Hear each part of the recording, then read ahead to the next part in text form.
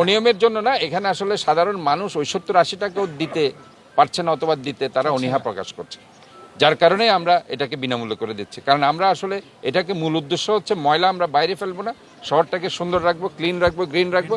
এই জন্য ওই কোম্পানিগুলোকে আমরা দিয়েছিলাম, গিয়ে তারা এখন ভেন্ডর কোম্পানিকে আমরা যেটা করব, তাদেরকে আমরা আমাদের যারা কর্মচারী আছে তাদের সাথে দেবো, তাদেরকে প্রয়োজনে আমরা কিছু হয়তো ভর্তুকি দিব। কারণ আমি চাই যে ময়লাটা আমাদেরকে যে কোনোভাবে ক্লিন করতে হবে। এটা আমাদের শুধুমাত্র যে ওয়াটার লগিং করছে এটা না, ইভেন যেটা ডেঙ্গু চিকুনগুনিয়া করছে এটা না, এই ময়লা অন্যভাবে আমরা সম্পদে পরিণত করতে পারি। আমরা এখন সেটাকে বায়োগ্যাস এবং আরেকটা আমাদের আরফিনগর আছে, সেটাকে আমরা গ্রিন ডিজেলের আরেকটা প্রজেক্ট আমরা নিচ্ছি। সেটাও ইনশাল্লাহ যদি হয়ে যায় তাহলে আশা করি এই ময়লা সম্পদে পরিণত হয়ে আমরা চট্টগ্রাম সিটি কর্পোরেশন স্বাবলম্বী করতে পারবো বলে আশা করছি। এবং চট্টগ্রাম সিটি কর্পোরেশনকে স্বাবলম্বী করার জন্য ইতিমধ্যে আমরা কিছু মার্কেট করার চিন্তাভাবনা করছি।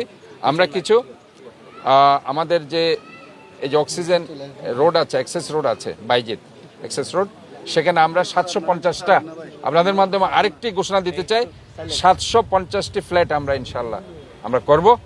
সেটা সেখানে যারা নিম্নবিত্ত, নিম্ন মধ্যবিত্ত, ওই প্রাইজে আমরা সেখানে